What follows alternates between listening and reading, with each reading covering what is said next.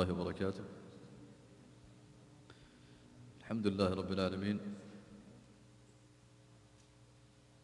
نحمده ونشكره على نعمه الكثيرة ولله الحمد. وصلى اللهم على نبينا محمد وعلى آله وصحبه أجمعين ومن تبعهم بإحسان إلى يوم الدين. Inshallah, we'll talk a little bit about our topic, mental illness or mental health in the Muslim community. And then bismillah, we'll continue afterwards with some Q&A from our first topic of marriage, and also including this one, inshallah. Mental health is something that is new as a concept for Muslims, specifically living in the West, because it's something that back home we didn't know about really. If someone had an issue, we would just blame it, right, on ayn, or maybe the person has sihr, maybe, or the person is affected by jinn. So the issue of mental health is new in that way, and that human beings have developed a field in which they could assess someone's mental awareness and why the person is having issues and why they feel depressed, or why a person has anxiety. Right? These are studies that have been done on both animals, have been tested in labs on animals, and also on humans. And there's medication to treat these things, right? These mental disorders that people have. And so it's new for the Muslim community. Amma in the West, this stuff has been known for the past century or so. And so it's difficult to find a solution in that sense, because the subject is new itself. So inshallah today, we'll just address that issue of mental health being a real thing. So you have things like clinical depression, right, which doesn't allow the person to be themselves. Right, a person is constantly depressed, their mood is low, they don't have any energy to do things. And if you watch some documentaries about people that are clinically depressed, it would depress you. You think, subhanAllah, this person, they're not able to function. They lay around all day. They don't think about anything, because of some tragedy that they're struck with. Or, in one case, a brother who was heartbroken, right, staying home all day, he wouldn't leave the house. Right, you have things like anxiety, which causes people irrational fears, causes them to overreact. It can cause also physical problems. You have things like addiction as well, could be an issue about mental health. Right, in the Muslim community, people are, may Allah protect us, you'll find people with issues with addiction to drugs, to alcohol and other things, which leads a lot of the times to some of those issues with mental health. It will lead the person to be depressed. It would leave a person to make choices in his life. It could ultimately lead to suicide, things along those lines. And you also have some self-sabotage behavior, or sabotaging behavior, where a person does things that don't benefit him or her. Right? They have destructive behavior, as they say these days, they're toxic. Right? Because that's also a mental issue. And you're not a normal person. Everything bad attracts this person. They thrive off of causing problems with people, causing problems in the community. And so where do these mental health issues stem from? The first thing is the waswas of shaitan. Inshallah, we'll clarify how to define mental issue and how to figure out if a person is actually dealing with a mental issue in regards to sharia. Does a person have ayn or hasad or sihr? And a mental health or mental issue where a person actually has a mental issue and needs medication. So they stem from waswas. It stems from the shaitan coming to this person with doubts, right, or misunderstandings, or arguments they've had with people that would carry with them for years. If something someone said to them, and that would boil in their system. The shaitan will continue to pick at that until it causes the person to either do something irrational, or it'll cause him to, or her to kind of lose hope, right, or get into things that Allah subhanahu wa ta'ala wouldn't be pleased with. Another one is shaitan.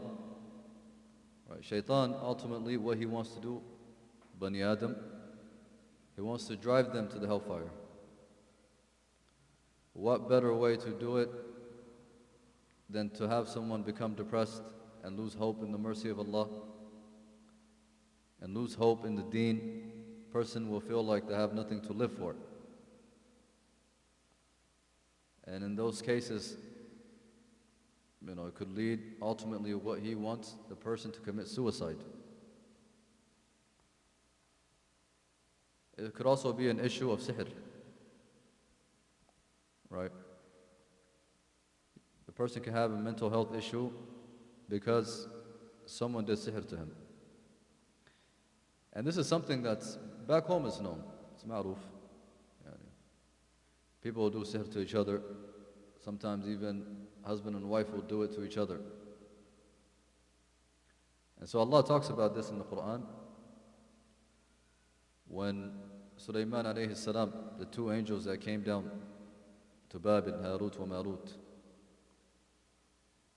and they came as a test for people. And they told them, as narrated in the books of tafsir, they told them, listen, we are a test for you, and this is a test.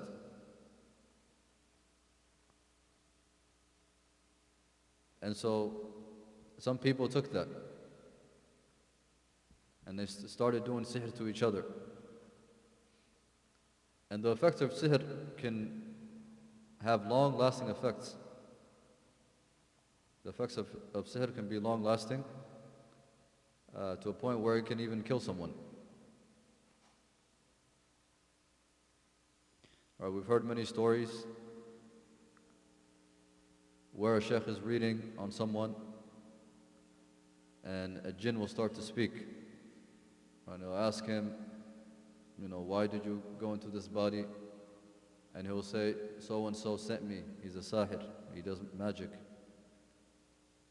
He sent me to make sure that this person doesn't pray salah, for example. So the person hates salah. It'll occupy the body. And this is something, taban, it's something ghaibi, unseen. But even the Prophet ﷺ, he was brought a young boy, and the parent said, Ya Rasulullah, can you do something for him? The Prophet ﷺ, he opened his mouth and he said, get out, you adu Allah, you enemy of Allah. So it said that this boy had some sihr done to him and he was possessed. So the issue of possession is real. some people, they don't believe in it. But it's real, and it causes mental health issues. It causes a person to behave, in a reckless manner. It causes a person to isolate themselves from the rest of the household or from the rest of the community. And I'm sure you guys have heard these stories with families who someone in those families has been affected by sihr. That's the Sharia side, right, of mental health. And then you have mental health that's medical. A brother or sister actually has a medical condition that needs to be treated with medicine. So you would bring the person in, do ruqya on them, read Quran on them, try and figure out, does this person have jinn in them? Or does this person have ayn or hasad? And once you rule that out, a person should go and get treated medically, with medicine. Because in some cases, I remember a brother, he had his dopamine levels. Right, dopamine, which is the chemical responsible for happiness and moods, was too high. And if that happens, I remember from what he was telling me, if that happens, then you start becoming schizophrenic. So this brother, we read Quran on him. Could it help? Possibly. Because Allah subhanahu wa ta'ala, He brought this down the Quran. Shifa'an, He says, that it's a cure for diseases. And the ulama, they said this is physical and also spiritual. But the brother, he had that issue. And so alhamdulillah, he was able to get medication that was able to balance his dopamine levels. And he could, he was back to normal. So in some cases, mental health is an issue that needs to be treated medically. Right? And as Muslims, the first thing we're going to do, we rely upon Allah subhanahu wa ta'ala. And so we'd go to someone, to read Quran, to have Quran read on them. Take them to someone to have Quran read on them. Once you go through that process, right, and the important thing is to not be hasty. So I remember there was a brother who used to read Quran on people. He would go to people's homes and he would read Quran. And he said to me, I would sit there sometimes. He said, I'd bring a glass of water because I know it's going to take a while. So he would sit there and he would start reading Surah Al-Baqarah. Read. He said, sometimes I'd read a juz and nothing's happening. He said, when I finish a second juz, after maybe 45 minutes, then it starts affecting the person. That they start convulsing, right? They start shaking, they start sweating. And he said, sometimes the jinn would talk, sometimes it wouldn't talk. They'll say, why are you in this body? It's not allowed for you. You need to get out. And so he would read Quran, until the jinn finally leaves. So a person comes in and they have mental issues, the first thing you should do is take the Sharia route and try and read on them and see if you can figure out something from that angle. If that doesn't work, you tell them go to a doctor and get checked out, maybe have your, get tested, do a bunch of tests. And inshallah, Allah will find a solution for the person. And medicine is also something Allah subhanahu wa ta'ala revealed, or has taught Bani Adam, so that they can use to benefit. It could be used for treatment, right? You have medication that deal with everything, pain. You take it, the pain leaves temporarily. Medication that deals with hormones. You have medication that deals with a range of things. It's all from Allah. Allah, who taught this person how to make this medicine? This idea, aslan, the idea of, okay, you know what? I'm going to take these ingredients and I'm going to mix them, give it to this rat here, and see what it does. All this is, Allah subhanahu wa ta'ala is what puts these ideas and thoughts into the human's mind. All this innovation Even this microphone, talking from here and you can hear it. Bani Adam built this, the lights, idea of lights, this computer. The human mind Allah developed, He created the human mind while He's in His mother's stomach. And so the thing about medication is that it's a treatment. This is something that is beneficial. It's encouraged in the Sharia to seek out medicine. Some people, they say, I'm just going to do tawakkul ala Allah. It's good, tawakkul ala Allah. But you taking medication doesn't negate your tawakkul. And ultimately the one that will heal you is Allah subhanahu wa ta'ala.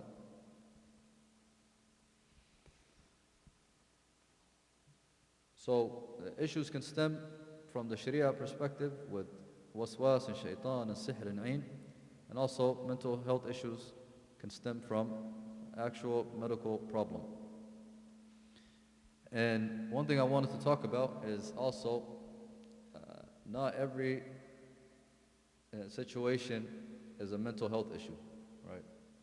So for example, if someone's sad, over something that happened, they lost their job, for example. Or maybe someone passed away, someone close to them, and they're sad, There are things that Allah subhanahu wa ta'ala will bring your way. As a Muslim, you will be tested with different things. As Allah subhanahu wa ta'ala says, Alif Lam Mim, right, in Surah Al-Ankabut, أحسب الناس أن يتركوا أن يقولوا آمنا وهم لا يفتنون. Do people think that they will say we're Muslims, that they submit to Allah, and that they won't be tested? وَلَقَدْ فَتَنَّا الَّذِينَ مِنْ قَبْلِهِمْ. Allah, He says, we've tested the people before them. وَلَيَعْلَمَنَّ اللَّهُ. So Allah knows who's truthful and who's not. So Allah knows who's going to be patient and who's not. As Allah subhanahu wa ta'ala, He says in Surah Al-Baqarah, الَّذِينَ إِذَا أَصَابَتْهُمْ مُصِيبَةٌ قَالُوا إِنَّا لِلَّهِ وَإِنَّا إِلَيْهِ رَاجِعُونَ. Right? The people that when some calamity befalls them, they remember Allah subhanahu wa ta'ala. They say, to Allah we belong, to Allah we return. And you'll find difficulty in this life. This is how it goes. It's the nature of it. There are going to be days where you're happy. There are going to be days when you're sad. There might be days when you're depressed. There might be days, you have anxiety, you have different issues. Not every time that you have this is a mental health issue. The prophets, alayhim as-salam, starting from the time of Adam, did Adam not go through issues? Everything wasn't a walk in the park for him. Imagine Allah subhanahu wa ta'ala created him. He's living his life in Jannah, he's enjoying it. And then he had the issue with Iblis. Then he got kicked out of Jannah. Then he came down to earth. He has to live his life on earth. He had his own issues that he was going through. And he was seeking forgiveness from Allah subhanahu wa ta'ala. Him and his wife, it's mentioned in Surah Al-A'raf. When they say, oh Allah, forgive us, he's regretting what happened, what he did. He's sad. Likewise, Nuh alayhi salam, calling his people to Allah subhanahu wa ta'ala for hundreds of years. And his people not accepting his da'wah, calling him names, verbally abusing him. To a point where Nuh complained to Allah subhanahu wa ta'ala, I'm calling them day and night.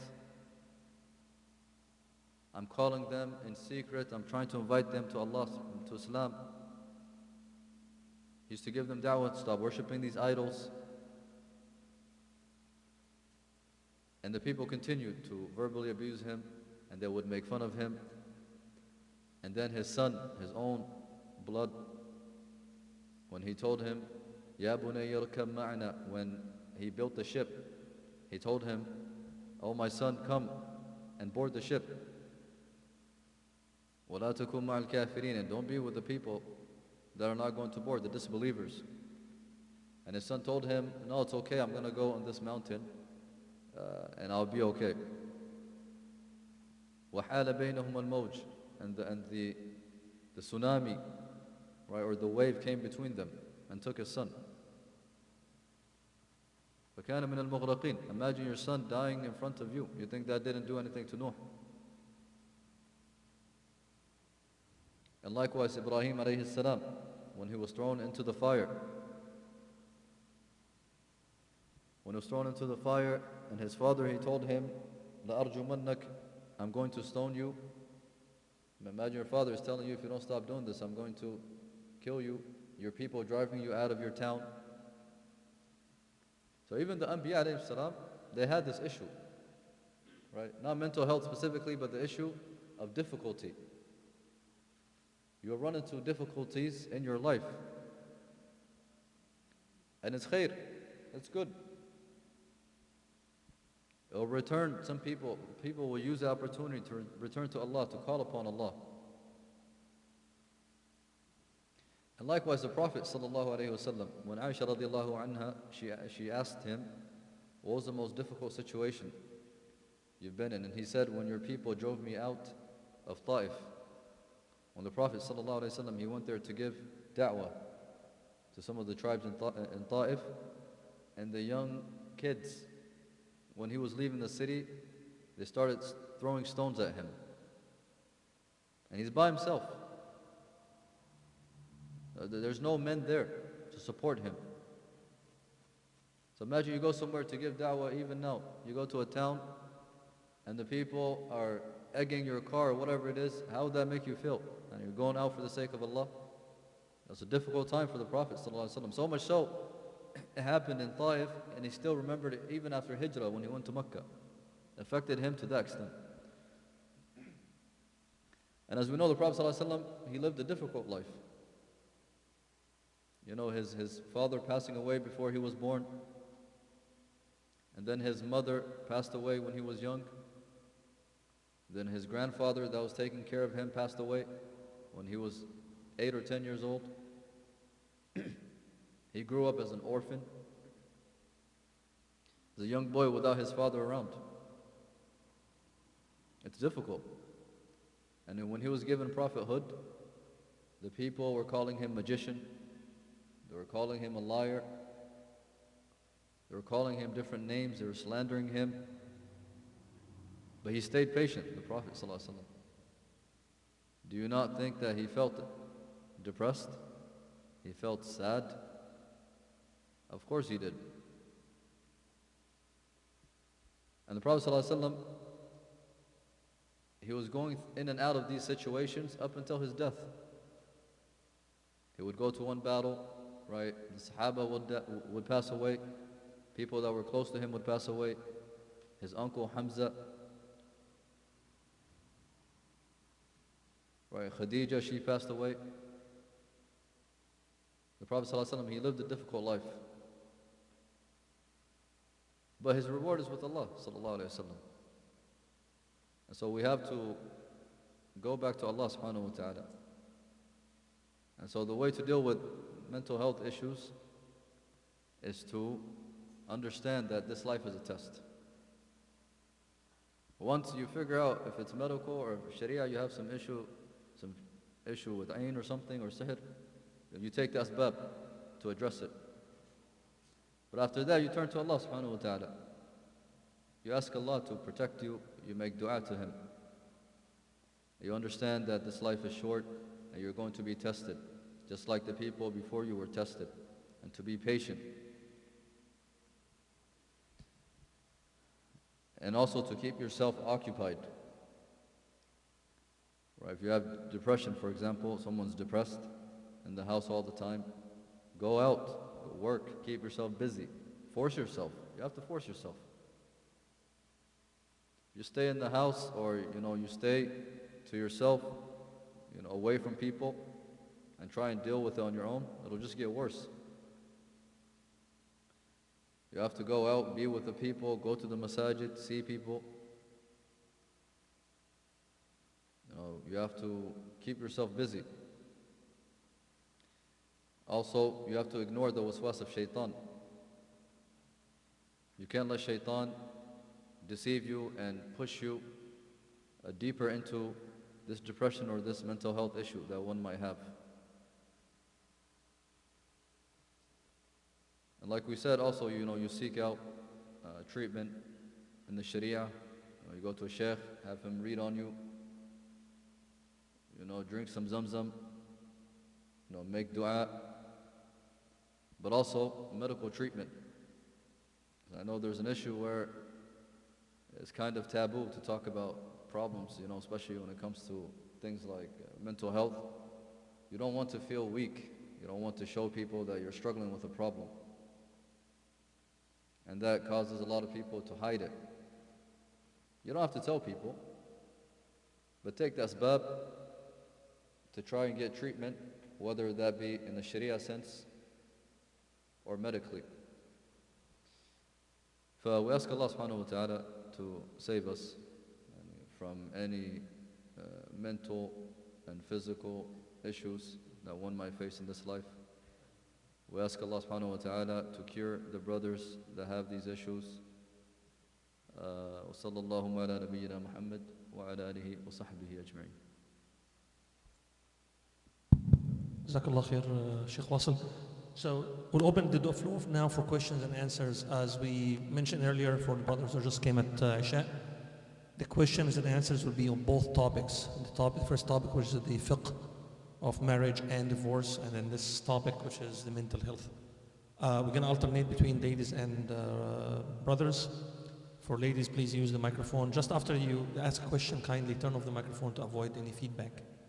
And inshallah, we'll go there. I have just a quick question, inshallah, to start, and then we can go to ladies and come back to the men. On the first topic of the marriage, I'd like to start from the point when you mentioned about the marriage usually, or relationship of marriage is not built on huquq or rights, but it's built mainly on ihsan, love, compassion, right, as Allah subhanahu wa ta'ala mentioned.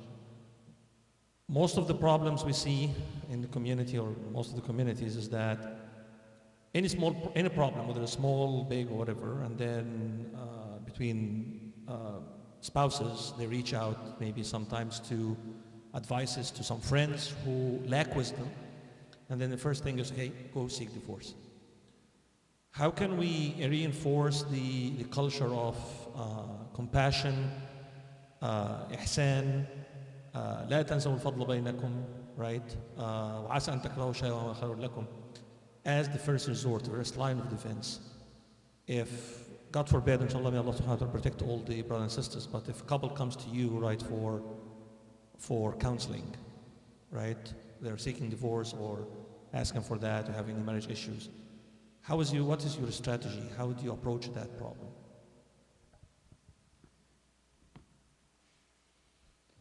Jazakallah khair, Sheikh Muhammad. The issue we have these days is istijal, right? When we're having an issue as a couple, the first thing we go to is divorce. Because ultimately that's what shaitan wants. Right? Usually when a couple get divorced, they become depressed, like we were just talking about, become sad, crying, right? Especially the children are involved, you're breaking up, a family. Children are going to suffer the consequences growing up, trying to share house, different homes, living now, the sister is married off, living with another brother, or the kids are, going with the father. I mean, these are ramifications, the ramifications of divorce, especially with children, is difficult. So divorce shouldn't be the first line of defense. It shouldn't be one's first option. Right? For Allah subhanahu wa ta'ala, He even says in the Quran that if they want to do sulh baynahum, if they want to rectify between them, that they should bring a family member or someone from both sides, or they should bring someone who's wise and who can advise them, or who can explore with them different options, and that divorce doesn't have to be the first thing they go to. Because it comes in that hadith that Iblis, when he sends out his shayateen, that they will come to him. And one of them, he'll say, oh, I got this person to do this sin. Okay, what about you? I got a person to do another sin. Sin this and sin that. And then one of them, he'll come, he's not impressed. One of them, he'll come, he'll say, today, I got a man to divorce his wife. And he'll say, good job. You're doing good work. So he'll praise him because shaitan, that's what he wants. All the problems that are going to come out. SubhanAllah, sometimes people, after a divorce, some of them, it'll get so bad, they'll leave Islam. They'll blame everything on Allah. Why me, and how come, and why did you do this to me? This is from shaitan. But in certain circumstances, divorce is necessary. It's the only solution sometimes. Some things get too difficult. For example, if a brother is physically abusive, right? He uses his wife as a punching bag, beating her, domestic violence and these things. This is something that the wife, she can't stay with this guy. This guy needs help, he has issues. Or someone who has addiction, drug, alcohol addiction. He's drinking in the house, doing drugs in the house. It's someone that the sister can't live with. And likewise, a sister who's crazy, that a man can't live with, sometimes divorce is better for them. But it shouldn't be the first option. Allah subhanahu wa ta'ala, He says, وَعَاشِرُهُنَّ بِالْمَعْرُوفِ. Right, to live with them in an honorable manner. And that there's rahmah and mawadda between spouses, that there is mercy and love between them. And so we need to try and strive the best we can to have a home where the wife is good to the husband is good to the wife, people's rights are not being transgressed against, they're being fulfilled, they're happy with each other, they support each other, take things lightly. If a brother says something to the sister, he needs to think about it before he says it. And the man, he knows his wife. Oh, if I say this thing, she'll get mad. Okay, akhi, try and say it in a different way. Try and navigate, these small issues. Same thing for the sister. If you know they're what they call trigger words, if you say certain words, he's going to get mad. And she knows, but she still does it. You have to avoid those kinds of things to avoid problems and make a home that's inviting and there's love and mercy and companionship for both spouses. Ladies, question? Yes. As an imam in the U.S., how do you handle second or third or fourth marriages?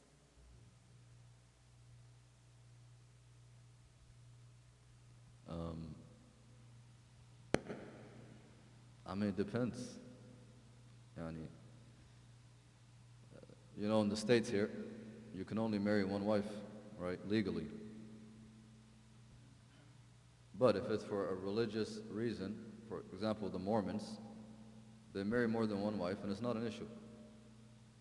Because sometimes what happens is there's a brother who's good, but he's married. And a sister wants to marry him, and she knows. She says, sister, I'm married. And she's pursuing him, and she hears, for example, he's a good brother, and he's wealthy, he has businesses. She doesn't mind being a second wife. And the Sharia doesn't stand in front of that.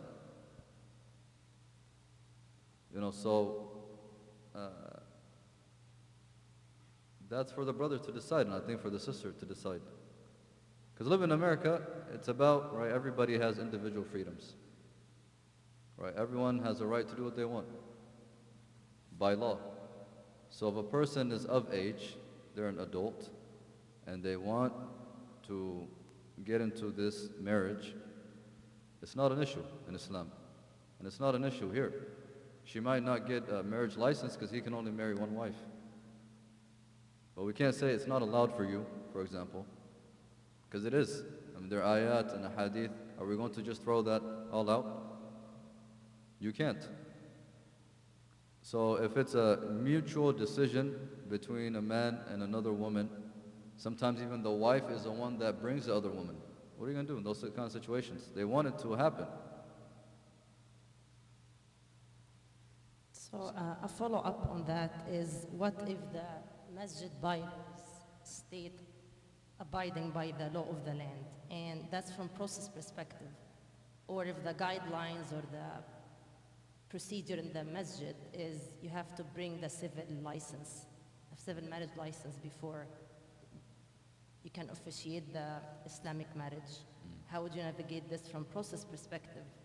But then from practical perspective, my understanding in multiple marriages is adl, I guess translate to justice, I don't know, I'm not sure if that's the right terminology, is kind of requirement. But legally, the second or third wife will not have the same rights when it comes to things like health insurance, like if there is disputes after divorce with alimony or financial rights, maybe even inheritance, she might not even inherit.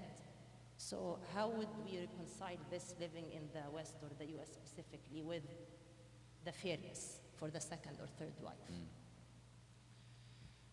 So the basic principle, right, with these kinds of rulings is they're allowed, right? So now if a masjid decides, in this masjid, we're only going to give paperwork for one wife. And legally, that's all they can do. A masjid, you can't give more than one. They can only put in the computer, in the system, one wife. But what if a sister says, I don't care about that, I just want to marry him in the Sharia? In that kind of case, what are you going to do? It's allowed for them, right? And the issue of huquq, you explain to the sister, listen, you know this brother has a wife? Did you guys, is he going to be able to provide you your own home? Yes. Can this brother, like you said, provide you medical, your medical needs if you need it? Can he provide everything you need? Yes, he can. So I think it's up to the masjid to decide that, if they're going to go ahead with the marriage. But in terms of is it allowed or not, of course, it's allowed. Right? As it says in Surah Al-Ahzab, وَمَا كَانَ لِمُؤْمِنٍ وَلَا مُؤْمِنَةٍ إِذَا قَضَى اللَّهُ وَرَسُولُهُ أَمْرًا أَن يَكُونَ لَهُمُ الْخِيَرَةُ. Right? So something that Allah or His Messenger has brought down and it's allowed for you, it's not up to us to try and change that. It's allowed for the person. Maybe you won't do it, but for me to tell another person, hey, it's not allowed for you, we live in a land where it's not allowed, it's not my place. Everybody here in America has, if you're an adult, you have the right to make those decisions. I mean, they're doing it. A man has 2 girlfriends here, and it's okay, but she's not on paper, right? And they're fine with it.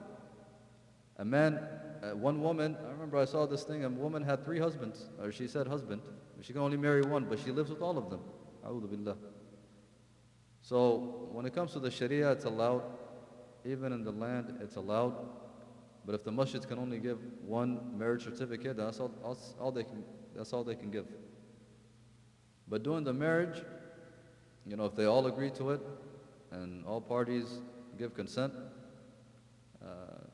you can't really tell them no. Or most you can tell them is, we won't do it here. It's allowed, but we don't do it here. But you can go to another masjid, or you can find another sheikh to do so. Brothers. Assalamu alaikum. One question is actually, how do you, regarding, sihr or like an effect of jinn, like what is the difference? I mean, how you identify that?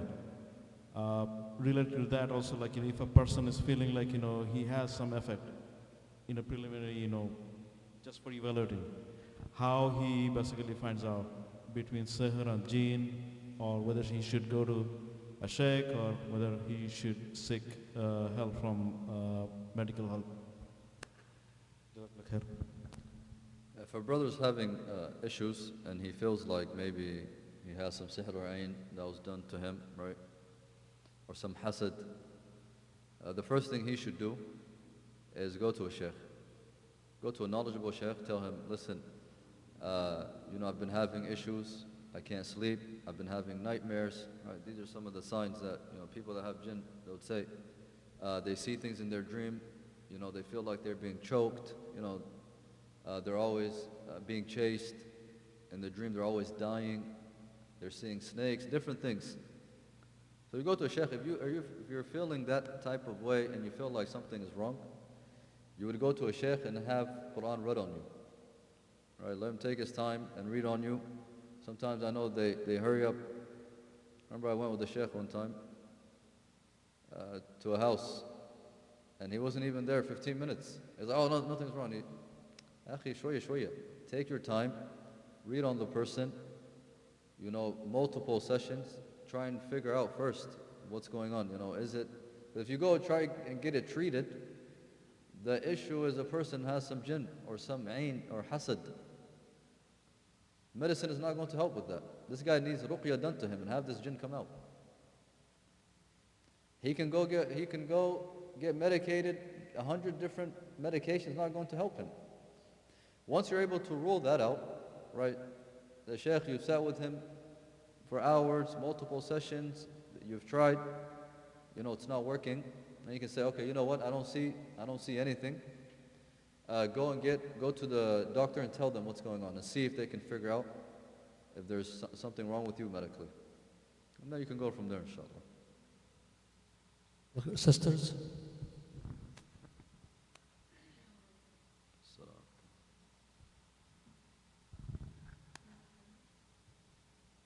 Can we turn on the microphone?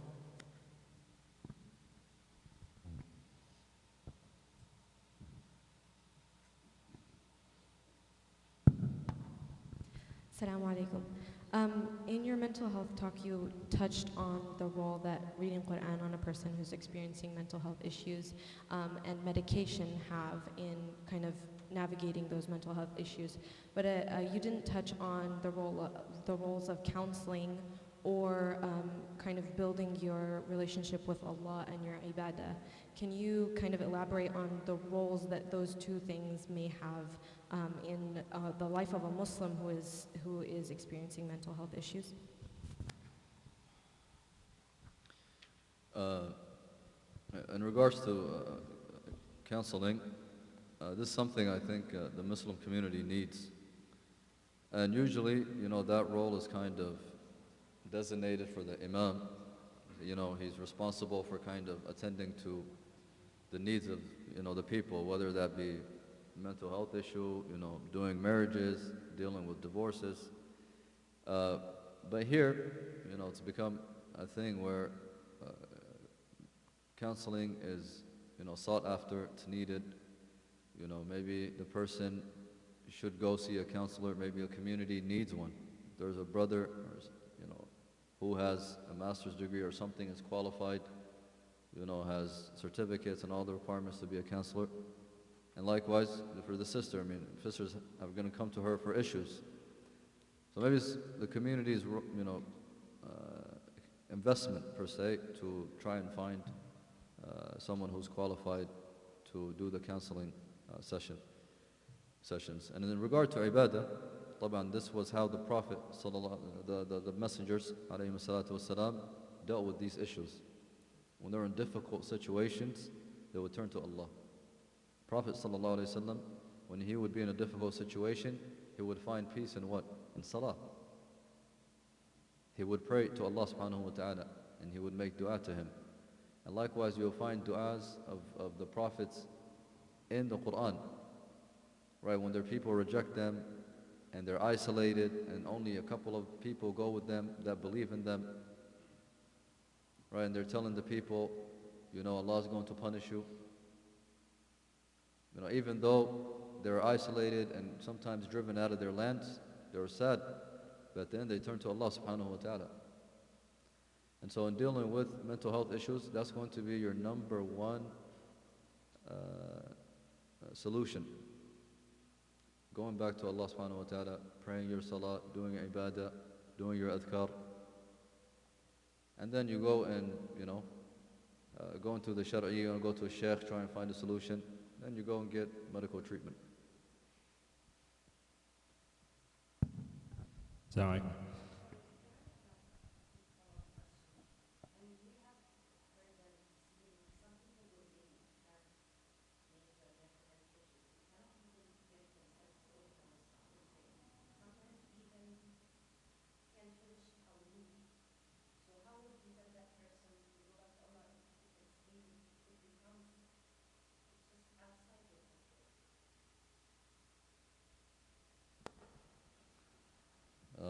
try. يعني طبعا لا يكلف الله نفسا إلا وسعها. So Allah subhanahu wa ta'ala is not going to burden a soul with what it can't bear, right? So if a person is struggling, you do what you can. And if a person, say for example, he can't pray all 5 salahs, but he can pray one, akhi, do that. He's struggling to pray 5 salah, he can only do 2, do that.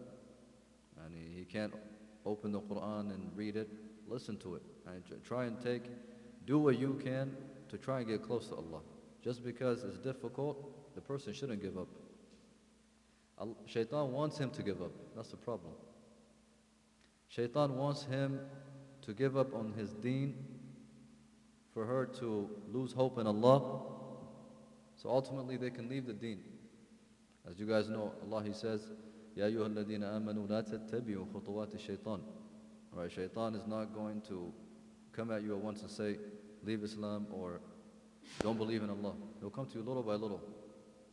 Right, you're depressed, you stop praying your salah, for example.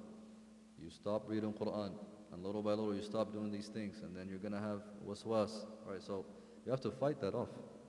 And inshallah, His reward is with Allah. This is a type of jihad in itself. You're fighting against your nafs, you're fighting against the shaitan to try and get out of this situation and be a better person. Earlier you mentioned, Jazakallah khair, that before one should seek mental health treatment or from medical treatment for mental health issues, they should go for ruqya.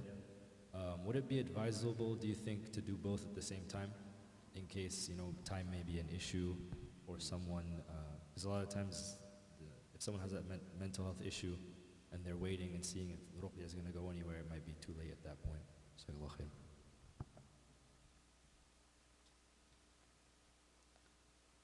Yeah, no, the issue is you don't know what the problem is, right? So you can go one or either way. So you can start with the medical, and you go to a doctor, and he says, oh, you know what, I can't find anything, and there's no issue with you. Then you go do ruqya. And if you're in a situation where you feel like your mental health or mental state is deteriorating, and then you shouldn't have waited that long in the first place. You should seek help when you're having those issues while they're going. So if it's something where you feel like it's a medical kind of emergency, then you should go down that route. And then do the Sharia side where you go to a sheikh and have him read Quran on you. But the reason why I say start with the Quran is because a lot of times people have issues and they're already taking medication for them. Anxiety medication, depression medication. They haven't tried the Sharia. And sometimes you'll find vice versa, right? A person would just go to a sheikh, he doesn't want to take medication, and he might have to because it might actually be a medical condition that he has. So a person has to assess, and you get checked out ASAP, either route you take, inshallah, tawakkal Allah, and you go, inshallah. Ladies, and I'll come back to Brother Brian. Ladies, any question? Okay.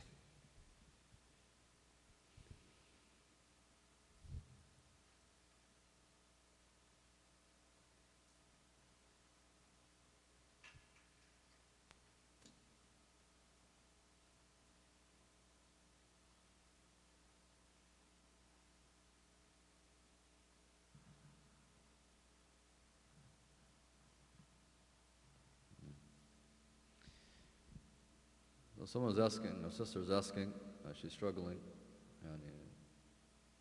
with her husband, that he keeps threatening her with divorce, and that the family, they don't like her, right? Sometimes you're going to deal with these situations, or you're going to run into people. Sometimes it might even be your own siblings, for example, who are dealing with these problems. And in this situation, they should seek advice from people who are knowledgeable. They should seek advice from people that they trust, right, that they would give them sincere advice. And they shouldn't tell their problems, again, in this case, the sister shouldn't tell her problems to her friends. The brother shouldn't be going around talking about issues he's having with her. That's going to cause more problems for them. It's going to cause, the town to gossip about this issue, so on and so forth. So the sister should keep, this issue private, seek help by going to, maybe the imam of the masjid or a counselor or somebody who's able to help her, inshallah. And stay steadfast, try and stay patient as much as you can. If he keeps threatening you with divorce, you just try and stick it out. But if you can't handle it, that's another discussion. If the couple can't live together, they can't stand each other, then you might have to separate, and that's probably what's best. Maybe you get divorced from this brother, and there's another brother who will actually be good to her and take care of her and, give her that love and support that she's not getting from this brother. And that goes for both sides, even the man. If he's dealing with a woman who's crazy, who is, he's not getting along with her and they fight all the time and she's violent and, maybe you might have to divorce her. Maybe that's better for both of you. So sometimes, couples are not compatible. But, this sister shouldn't be the first thing that they go to. Even though this brother, he needs to fear Allah in regards to this sister. Threatening her, he's going to divorce her. The family already doesn't like her. It's difficult. Tayyib, why'd you marry her? Aslan, why he marry her? And put her in this situation. So sister, try and be patient, inshallah. And, if it gets to a point where it's unbearable, then, there's always the option to leave. But inshallah, may Allah make it easy. Assalamu alaikum. So you mentioned the sheikh can perform the ruqya. Can one do ruqya on themselves? And also, can just reciting the Quran protect one from the three things that I'm not familiar with the Arabic term that started with an S, I think. Can just reciting protect you from that? Jazakallah. That's a good question. The person should read on himself.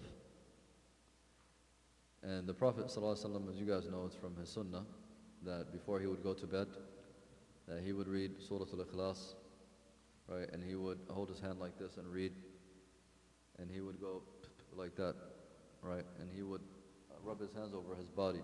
He would read Al-Mu'awwidhatayn, he would read Qul a'udhu rabbil falaq wa Qul a'udhu rabbin nas. And then he would do that as well. So, you do ruqya for yourself. You read Quran. You read Quran by doing the same thing. You read the 2 surahs, 3 surahs. You do that in your hand like that. You rub your hand. You read over water. You read Quran over some water like this. A bottle of water, you read over it. Al-Fatiha. Whatever you can from the Quran. And you drink it. No, these are all ways that you could treat yourself. And then, if things are not working, you go see a sheikh, inshallah. Good question, barakallahu fiqh. Ladies? Question about the 3 months iddah after the divorce. You said that within the 3 months he can, have her Take her back? Yeah. Does she have to approve?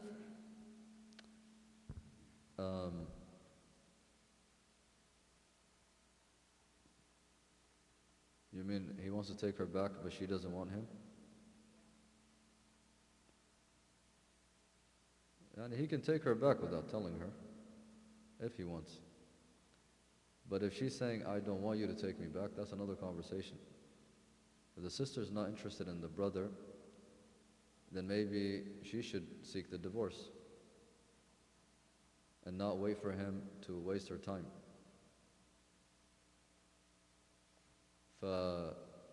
In that case, she's looking for the divorce. Either she can be You can tell him, have that conversation with him.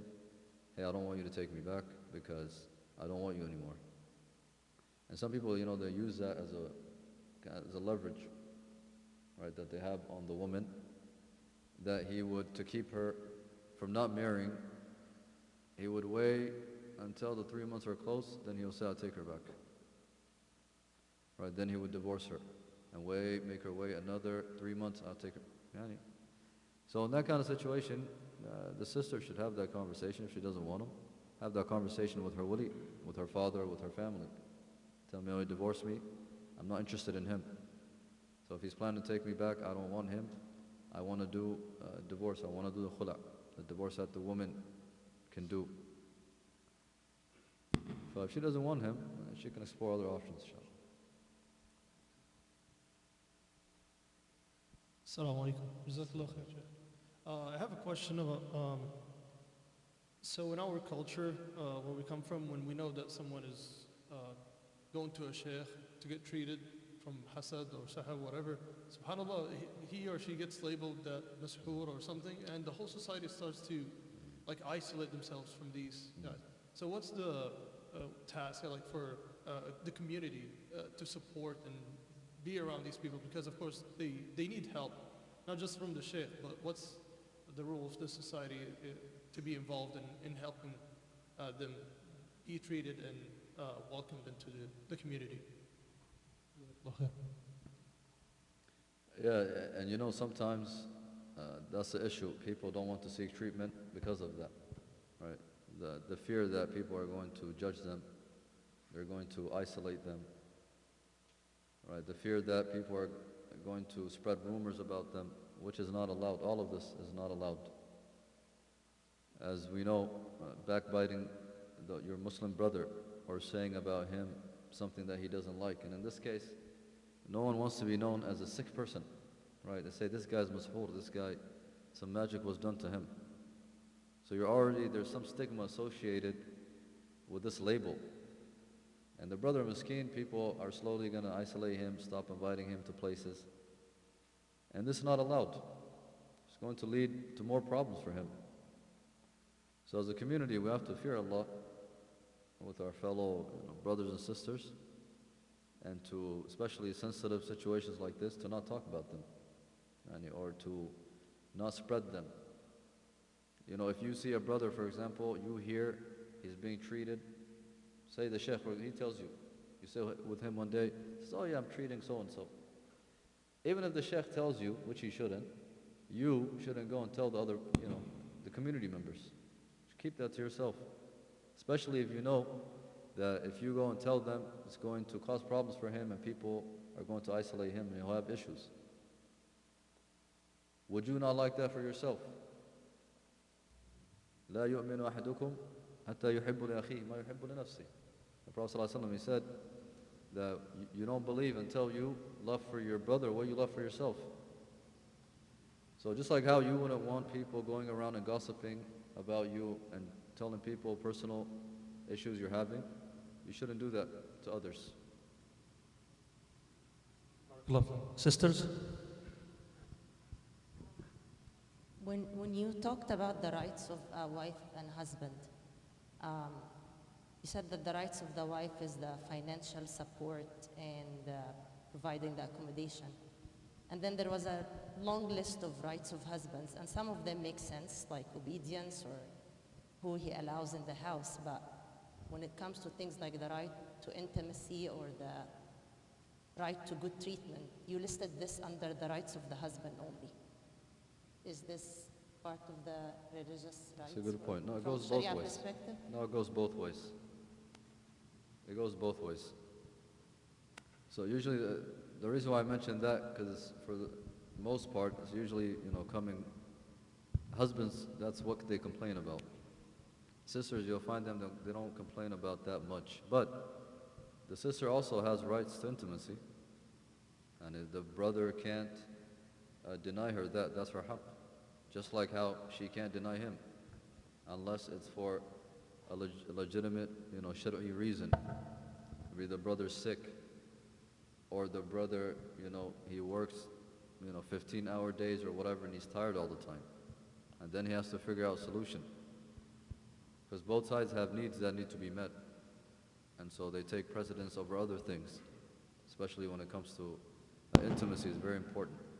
And if there's no intimacy in the relationship, this could lead to other problems. You know, a spouse going out and looking for something else, you know, could lead to issues of, you know, illegal intimate relations. So to avoid that, and both sides have to make sure that, you know, their needs are being met, and, you know, on a reasonable basis. And when it comes to things like serve him reasonably with cooking and cleaning and those sorts of things, is this part of the rights of the husband, or is part of this also the urf?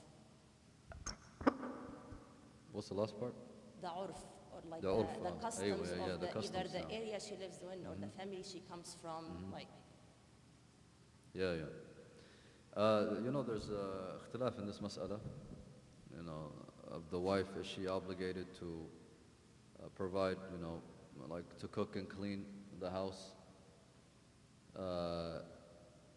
And, you know, there's khilaf in this issue. Some scholars, they say, yes, she has to, you know, in accordance to, like the sister mentioned, the urf of the people, in accordance to the customs of the people. So if you live in a town where the sisters are known, you know, the wives are known to stay home and cook and clean and take care of the kids, then you do that.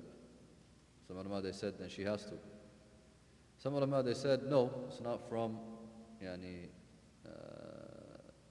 there's nothing, no concrete evidence that it's a must. But this is the thing, you can say that about a lot of things. Then you're going to have two people who, you know, I'm looking out for my rights, she's looking out for her rights. You're going to have issues. You say, hey, I'm only obligated to do two things for you. Okay. And she's only obligated to do two things for you. Tell you, what kind of relationship is that? It's no food. Yani, okay, so I have to go cook for myself. Then she, 5 minutes later, after I clean the kitchen after I'm done, then she goes and cooks for herself. Well, who lives like that? Right? You have to live as a family. So as Allah, He says, وَعَاشِرُهُنَّ بِالْمَعْرُوفِ. Right? You have to live, as we said, you have to live with her. You know, you have to live together in an honorable manner. You respect each other. You know, if that means, you know, you have to make your husband food, you know, which is a custom growing up. The mom is always the one cooking. Then she should do that, especially if the husband is asking her. As you guys know, men, for the most part, they don't know how to cook. That could be maybe, you know, because they're out working, for example. Or they didn't develop those skills, so growing up. So it shouldn't be about my rights and your rights. It should be about living together, being good to each other, you know, doing what each spouse can to make the other happy. Assalamu alaikum. In the West, we tend to encourage our teens and youth to marry early, and we almost always refer to the hadith, يا معشر الشباب من استطاع منكم الباءة فليتزوج. And we have seen in the last 10 years there is an uptrend in the divorce cases among early marriages, maybe sometimes in the first year of marriage. And in my humble opinion, it's mainly because of the lack of maturity and lack of understanding of responsibility of marriage. So I'm not sure if you can reflect on your definition of al-ba'a. What does it mean? And as a parent, when I can tell that my son or my daughter is ready to marry? When it comes to the ba'a or ba'a, what's the definition of ba'a in this case? The ba'a, it said that.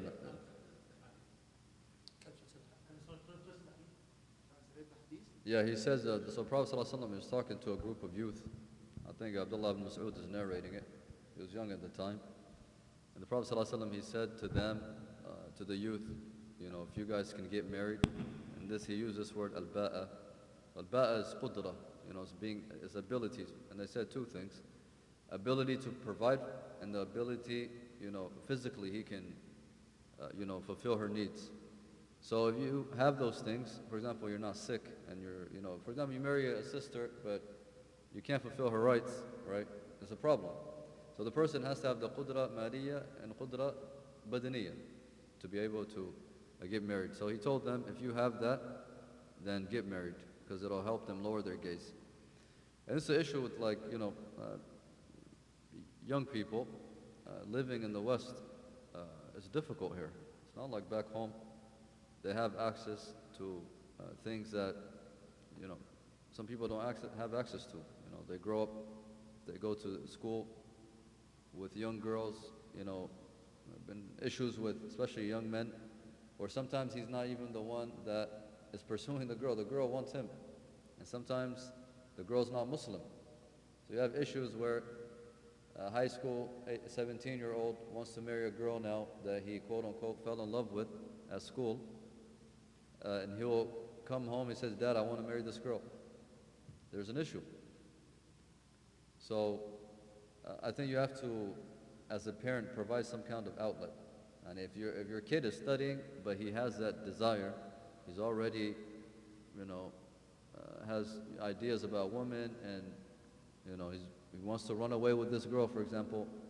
As a parent, it's your job to provide him some solution. Tell him, listen, please, don't do anything stupid. I'll work with you. This is what you need to do. These are the steps that you need to take for us to work together and get you married. I mean, it's a parent's job to provide that. If you ignore it, as some parents do, right? They yell at them. The kid is sneaking out, going to functions, right? Going to house parties where he's seeing these girls. You don't know what he's doing in the house. So if you know your child to be that kind of person, I'm talking about the boys, you have to sit down with him and arrange something. Likewise with the girls. If your daughter's coming to you and she says, I want to get married, but she's young, 17, 18, you have to have that conversation with her and say, okay, we'll do that, but can you wait? She said, no, I already have a guy, he wants to marry me. Okay, then you have to go through that process. Are you going to accept this guy? Is he a good person? Can he provide? If she's adamant about marrying him, you have to make sure that this guy can take care of her, right? So you have to provide, you have to provide that for your kids in order for them to do it in a responsible manner. No parent wants their kid to go out and be committing zina, right? He has a girlfriend who's not Muslim that he sees every weekend. He takes her places, and they're quote unquote dating. So it's either going to be that, or you tell him, listen, my son, I don't want you to go down this road, go down this path. It's not good. Now, what if he has kids with her? He's young. He's going to be irresponsible. He's going to have kids with her. Now you're dealing with your son and this child that's born out of wedlock. So later on, it's going to affect you as a parent as well. Now you have a grandchild. Now this girl's not Muslim. If they break up, she takes a child. Now your son's in court fighting for custody. So you have to provide a solution for your kids. You have to have these, even though they're difficult conversations with them. If you see them acting out of line, and you see your son, he's, he likes women, and he's, that's all he talks about with his friends on the phone. You have to figure out a solution with him and help him. Ladies.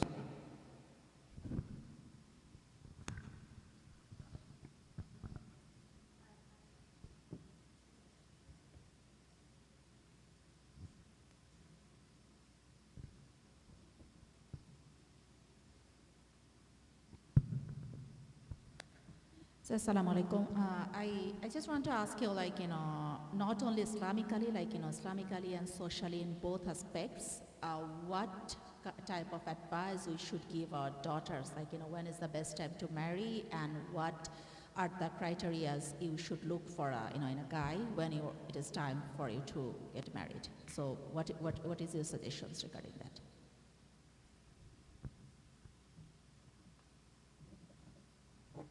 And especially living in the West and the generations now or after 10, 20 years. The daughters, it depends on the daughter. Some of them, they're not interested in marriage, right? So you can't force her. and that goes also for the son. You can't force him to get married. But if your son or daughter, they're interested in marriage, they're coming to you and asking you, say, hey, Dad, Mom, I want to get married. And, if you don't let me marry, as one brother told his father, I'm going to go do it myself. All right? So sometimes it gets to an extent where he's going to take that responsibility into his own hands. So before he gets there, I think as a parent, you have to work with your child, talk to them. If they come to you and they want to get married, try and arrange something and say, okay, look, son, you want to get married, you need a job. Can you get together money? Can you hold down a job? He says, yes, Dad, I'm going to get a job. I already have one. For example, I'm working at this place, blah, blah, blah. I'm making this much a month. And likewise for the daughter, if she wants to get married, you have to work with her. Maybe, find somebody who's suitable. Ask around, other moms, ask about them, their sons, or, boys that they know, the young men they know. So al-muhim, either side, the boy or the girl, as a parent, you have to facilitate these things for them and make it easy, inshallah. I think we have about 7 more minutes, maybe 1 or 2 questions, inshallah, and then we'll conclude to start Isha, inshallah. Assalamu alaikum. Salam. What do you say to the parents that won't let you marry because of tribalism or nationalism? Is that from the deen?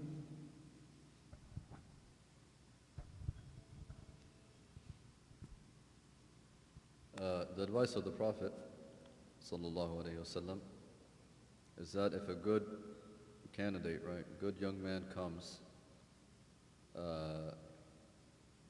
to marry the daughter off, the issue is the father sometimes will refuse for whatever reason, one of them being tribal, or he wants his daughter to marry from only his family, right, distant relatives, or from a certain race, for example, or from a certain qabila, from a certain lineage. And these are things that are not mentioned in the Sharia that as a consideration, right? So the father shouldn't refuse if he's a good person. But at the same time, the father, maybe he sees things that the daughter doesn't see, and that's sometimes what they don't take into consideration. You have to put yourself in the father's shoes. You have a daughter that you've raised, and this guy wants her. You have to vet this guy. It's a vetting process, right? You can't just give your daughter to whoever comes to you. You say, oh, but this guy's a good person. Say, okay, no problem. I'll check for myself.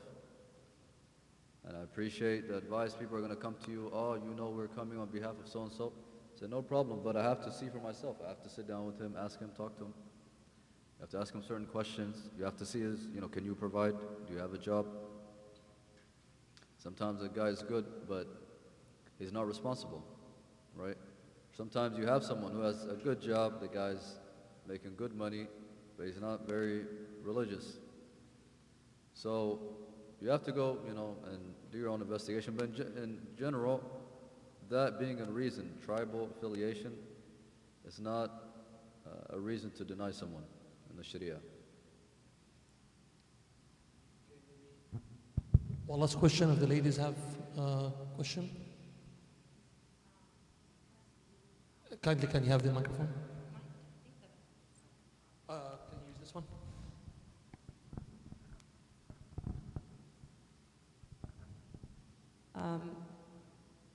A question related to converts. If a brother or sister want to convert, embrace Islam, but let's say it's a sister and she's married to someone who is not Muslim, or a brother who's married to someone, let's say, atheist. How do you navigate this?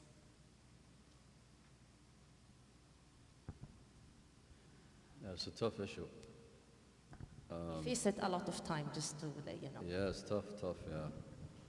And it's happening a lot, especially Um, with all the da'wah and social media, everything that's going on, and people are coming into the deen. Alhamdulillah, this is a ni'mah of Allah. And one of the main issues is this, you have a brother who accepts Islam, but his wife is not, she's not interested in Islam. And then likewise, a sister, who has a husband and she wants to accept Islam, but can she stay in this relationship is a modern issue. For the brother, is the marriage in general, it's valid because they got married in their religion, whatever it is. So the marriage is valid, but now that one person is Muslim and the other one is not, do they have to now separate and do, a new nikah for the husband staying with her? Amma the girl, if the husband is the wife, or the woman, the woman if the husband is not Muslim, this is a separate ruling. Right? From what I remember, it's not allowed for her to stay with him because he's not Muslim. But the husband, the issue of staying with the wife goes back to a Muslim being able to marry a woman that's from the people of the book.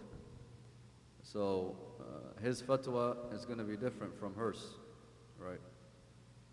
So in regards to his case, does she take the ruling of the people of Ahlul Kitab? He has to go and get that fatwa and explain the situation. As for her, it's not allowed for her to be in the relationship. She has to find a way, and it's difficult, especially if they have kids. She has to find a way to make that work. May Allah make it easy. I think it's one of those issues we deal with today, especially with the revert brothers and sisters. It's one of probably the toughest issues that they're facing.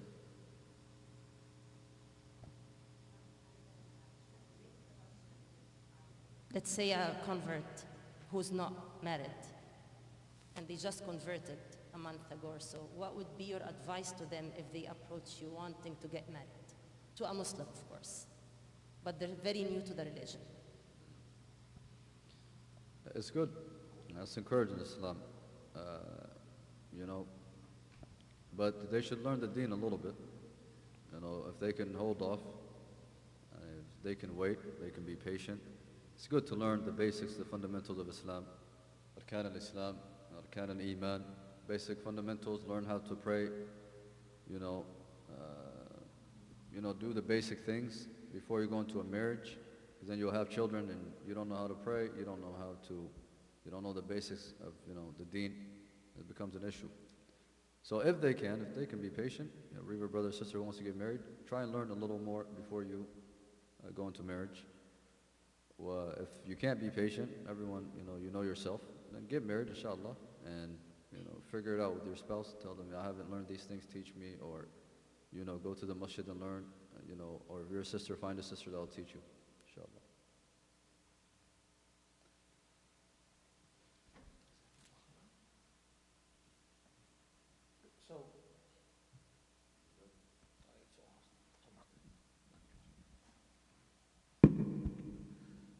Jazakallah khair, Sheikh Wasil, and everyone for coming and helping us over this weekend. Again, Jazakallah khair, Sheikh Wasil, too many talks. We got tired, I assume. Very good topics. Alhamdulillah Rabbil Alameen. May Allah reward you the best of reward, inshallah. For the community, stay tuned. Maybe by tomorrow, inshallah, you should see a community feedback form that we need feedback from everyone. Whether you attended the talks live, or if you're not, you're going to see a link to YouTube channel that have all the events recorded and uploaded. So if you missed one of the talks and you're interested, please watch it, listen to it, and then also give your feedback. It's very important. We need your help, inshallah. Part of that help as well, the recommendation is not only feedback on the imam, but also feedback on the process that we use to interview the imam and bring him over, inshallah, and also the topics as well. If one of the topics are not important or the shortcomings, we apologize, and inshallah, may Allah forgive us, but the feedback is very important, inshallah.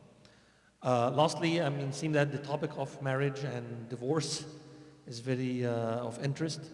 Maybe a recommendation to Sister Dua and the BOE maybe in the future they can schedule an event or talk, maybe with a panel of shuyukh, etc., on that topic, maybe in Friday Night Talk or something. It's just a recommendation, but seems that there's an interest in it. So this is outside the topic of the Sheikh, inshallah. So we can have the adhan and the iqama, inshallah, for Isha momentarily. Jazakumullah kulla khair.